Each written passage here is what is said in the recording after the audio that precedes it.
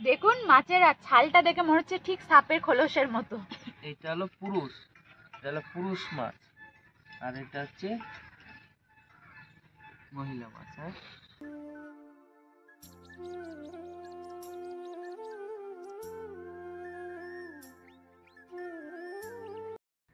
নমস্কার বন্ধুরা, বাঙালঘটি রান্নাঘর চ্যানেলে আপনাদের সকলকে জানাই অনেক অনেক স্বাগত।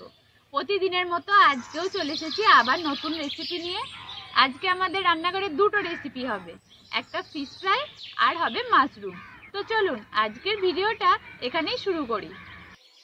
আমরা পেঁয়াজ কেটে নেব, আর আমি এইদিকে কিছু মাশরুমের জন্য মটরশুঁটি ছাড়িয়ে নেব।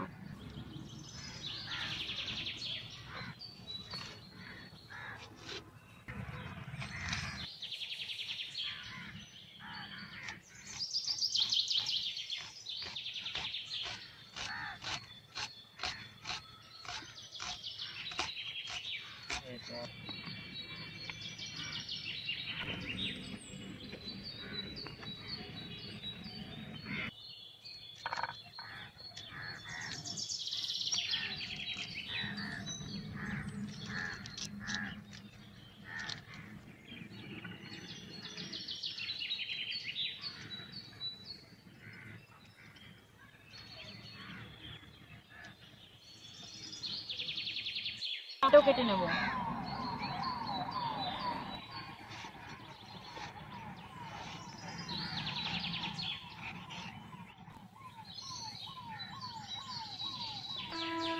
এরপর আমরা এই মাশরুমগুলোকে কেটে নেব। মাশরুমগুলো দেখো কি সুন্দর ফুলের মতো না? যেগুলো ফুলে দেবো, শুধু গোড়াগুলো করে ছাড়ি।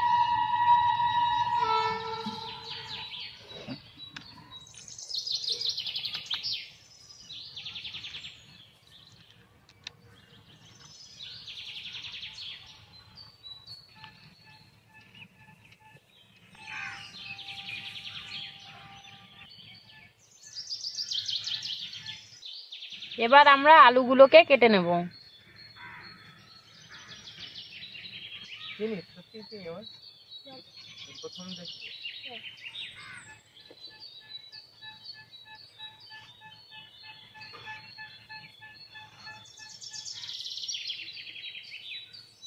এখন বন্ধুরা এই মাছগুলোর নাম আবার বাঁশ পাতা মাছ। সত্যি বাঁশ পাতার মতনই দেখতে, আমরাও কোনোদিন আগে দেখিনি।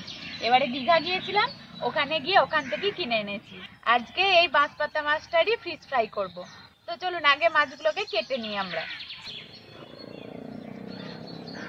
কত আঁশ দেখে, আঁশ তুলতে তুলতে রাত হয়ে যাবে।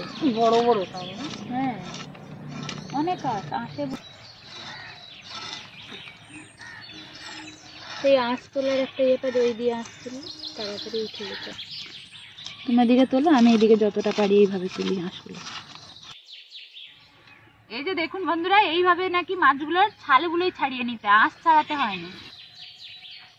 আপনারা যখন বাড়িতে এই মাছ রান্না করবেন এইভাবে ছালগুলো ছাড়িয়ে নেবেন।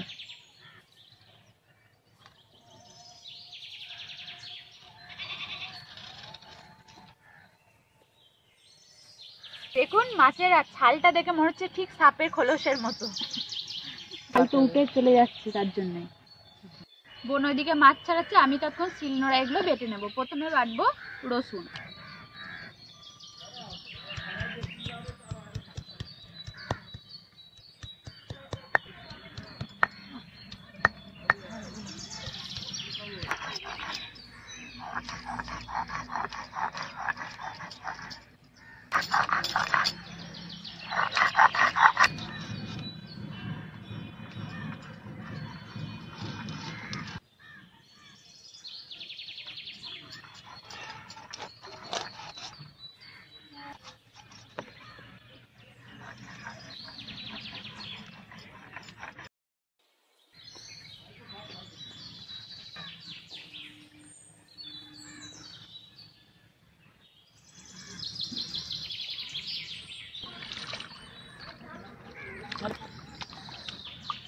মাছটাকে ভালো করে 6 থেকে 7 বার ধুয়ে নিতে হবে।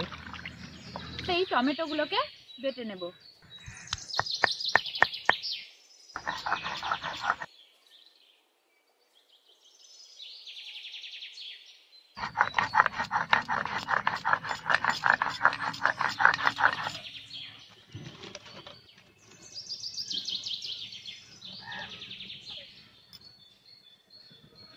এবার আমরা উনুনে কড়াই বসিয়ে দেব। এবার আমরা কড়াইয়ে জল দিয়ে দিচ্ছি।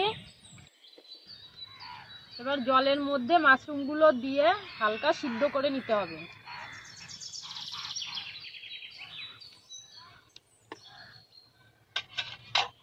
এখন আমি এই মাছগুলো ফিশ ফ্রাই করার জন্য সমস্ত মশলাগুলো দিয়ে মাখিয়ে নেব।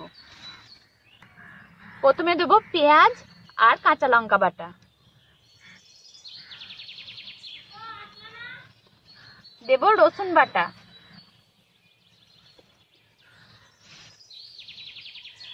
এরপর দেব টমেটো বাটা,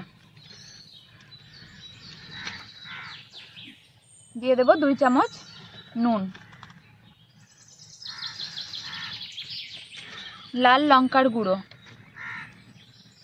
এরপর দেব জিরে গুঁড়ো। মাশরুমগুলো আমাদের সিদ্ধ হয়ে গেছে, এবার তুলে নেব।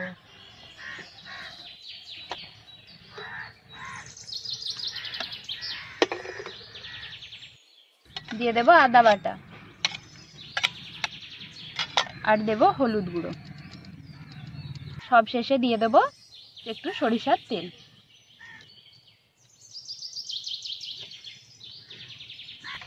এরপর আমি সমস্ত মশলা দিয়ে মাছগুলো ভালো করে মাখিয়ে নেব।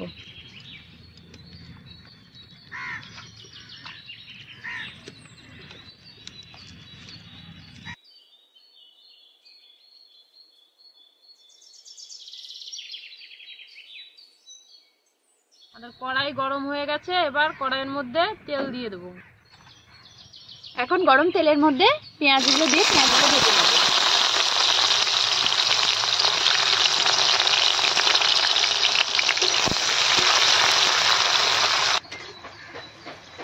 এবার এই কালো আর সাদা সরিষা বেটে নেব।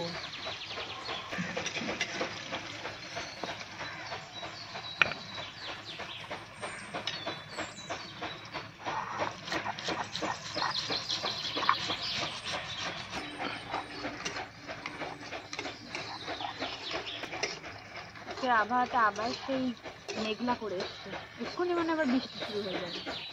হ্যাঁ, আবহাওয়াটা খুবই খারাপ হয়েছে।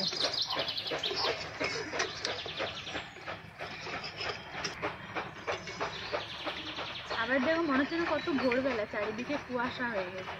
শীতকালের দিনে না এরকম আবহাওয়া একদম ভালো লাগে না। শীতকালে হালকা রোদ রোদ থাকবে, এই আবহাওয়াটা বেশ ভালো লাগে।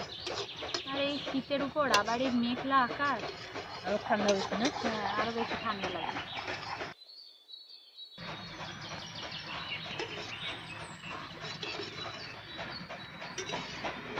আমার লাল লাল করে ভাজা হয়ে গেছে, এবার তুলে নেব। এরপর গরম তেলের মধ্যে টমেটোগুলোকে ভেজে নেব।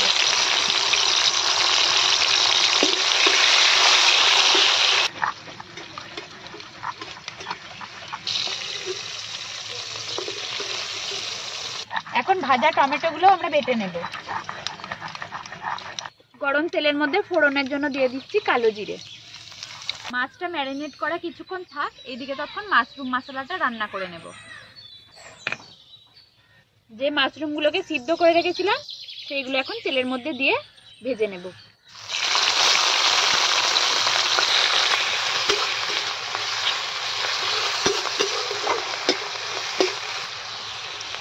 এর মধ্যে আলুগুলো দিয়েও কিছুক্ষণ ভাজবো। এরপর এর মধ্যে মটরশুঁটিগুলো দিয়ে দিচ্ছি, দিয়ে দেব হলুদের গুঁড়ো, নুন, দেবো 1 চামচ লঙ্কার গুঁড়ো,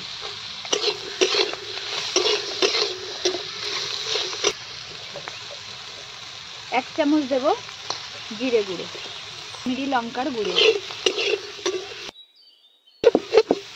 দিয়ে দিচ্ছি আদা বাটা।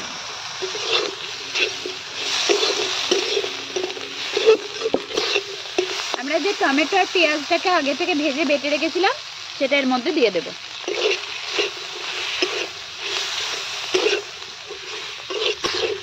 মশলাগুলো ভালো করে কষানো হয়ে গেছে, এবার মশলা ধোয়া জলটা এর মধ্যে দিয়ে দিচ্ছি।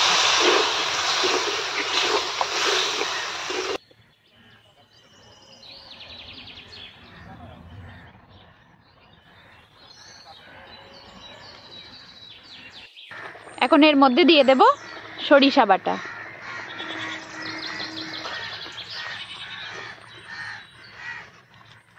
আমাদের মাশরুম মশলাটা হয়ে গেছে, এরপর নামিয়ে নেব।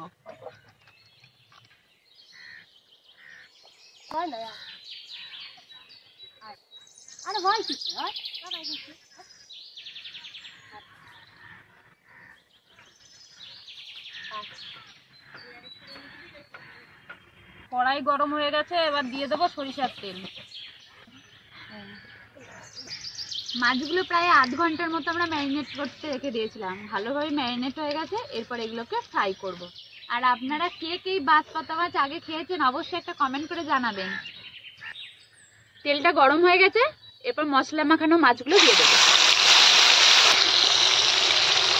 আমাদের মাছগুলো ফ্রাই করা হয়ে গেছে, এরপরে তুলে নেব।